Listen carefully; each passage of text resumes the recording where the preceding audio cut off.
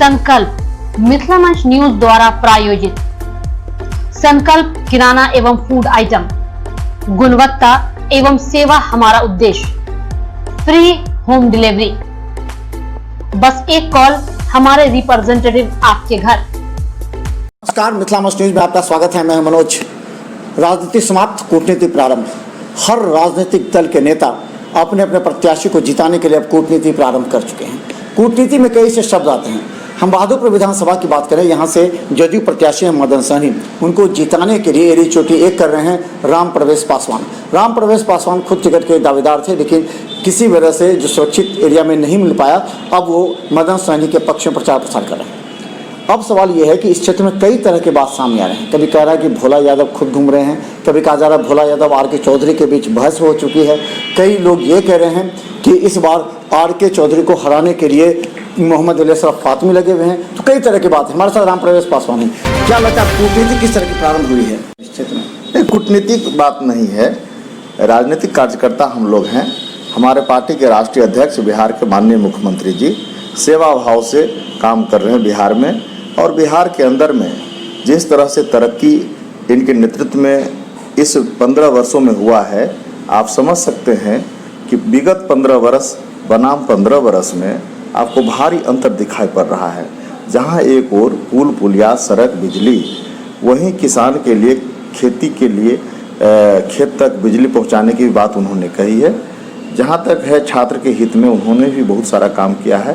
पंचायत स्तर पर high school ले जाने का भी काम उन्होंने किया। प्राइमरी स्कूल को अब मिडिल को हाई स्कूल में इस तरह से प्रमोट किया गया है।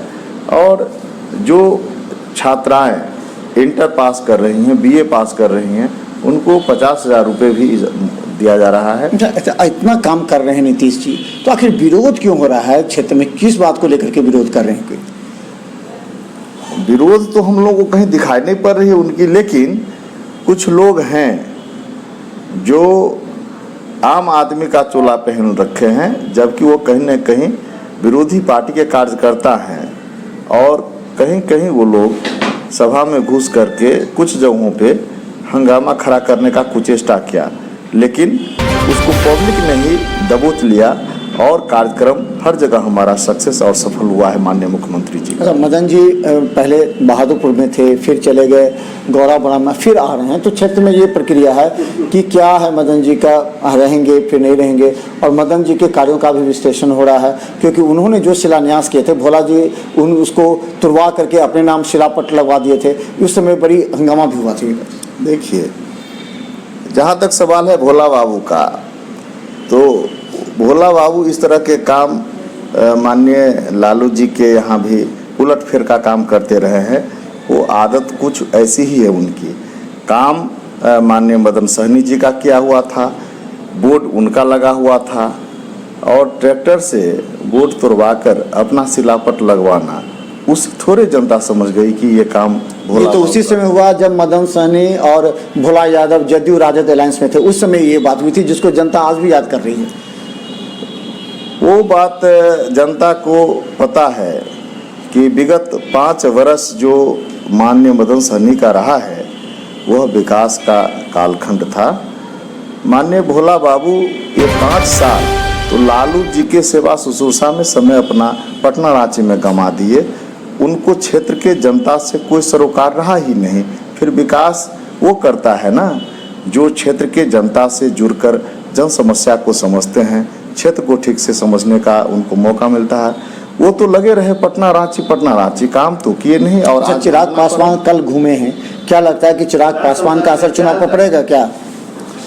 चिराग जी लोजपा के राष्ट्रीय अध्यक्ष हैं, उनके भी उम्मीदवार यहाँ लड़ रहे हैं। जाहिर सी बात है, स्वभावतः लोग अपने उम्मीदवार के लिए आते हैं जाते हैं, लेकिन यहाँ आम आवाम को पता है कि लोजपा कहीं भी लड़ाई में है नहीं।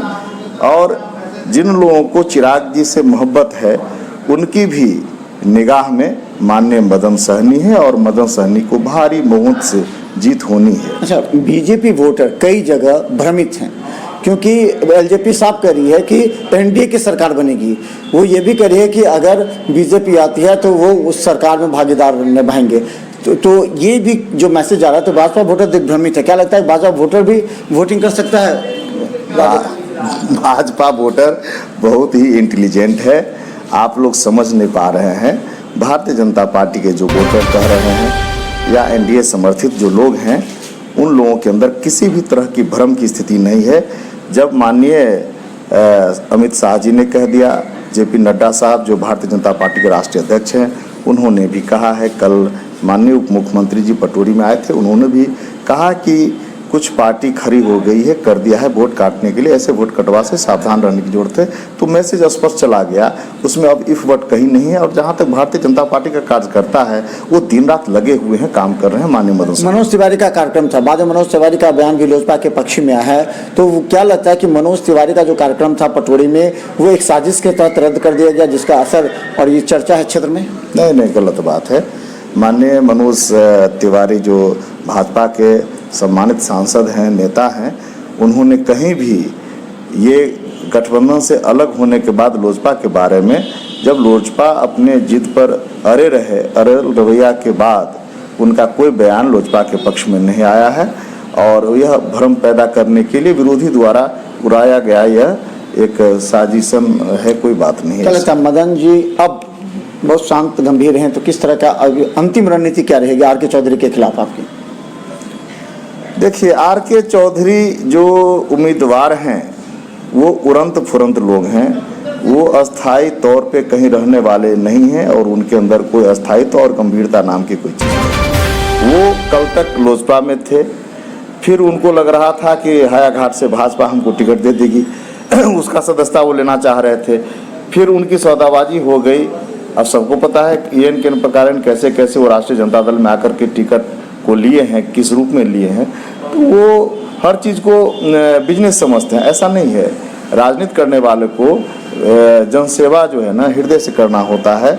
वहाँ कोई इस तरह के लोगों को बहुत मौका पब्लिक नहीं देना चाहती रहती है, और पब्लिक को समझ में है कि हमारे लिए मदन सहनी ने 5 साल में बहुत सारा काम किया बहादुरपुर में, और फिर ये काम करेंगे। हाँ, आपने कहा कि वो चले गए थे गोरा बोराम, तो गोरा बोराम वो चले गए थे खुद से नहीं, गठबंधन हो गया था राष्ट्रीय जनता दल से, और लालू जी भोला जी के लिए कुछ भी कर दें, और उसी के तहत एक दबाव बना करके माननीय नीतीश कुमार जी से ये सीट ले लिया, और इनको बदले में वहाँ मजबूरन जाना पड़ा। जबकि यहाँ इनका घर है, यहाँ जिला परिषद रहे हैं, चेयरमैन रहे हैं, यहाँ 5 साल काम किया है, लोगों के दिल में बसे हैं। दूसरी बात, आपने कुछ देर कबल कहा कि वो आए नहीं मनोज तिवारी जी का हेलीकॉप्टर में तकनीकी गड़बड़ी हो गई थी और वो नहीं आए थे। उसी के बदले माननीय उप मुख्यमंत्री जी आए थे, और जो मनोज तिवारी जी के लिए जो भीड़ जुटी थी, उससे गुणात्मक भीड़ कल जमा थी, और लोगों ने सुना, गंभीरता से लिया, और माननीय सुशील मोदी जी की भाषण बहुत ही लोगों ने गंभीरता से सुना है, समझा है, और मदन जी को जिताने का आश्वस्त किया है। रामप्रवेश पासवान, बता दें कि राजनीति में, खासकर दरभंगा की राजनीति में अमिट छाप है इनका, और ये लगातार कई ऐसे जदयू के वरिष्ठ नेताओं के साथ मिलकर कार्य करते रहे। इनकी भी अभिलाषा थी, टिकट नहीं मिला, लेकिन ये पूरी तरह मदन सहनी को जिताने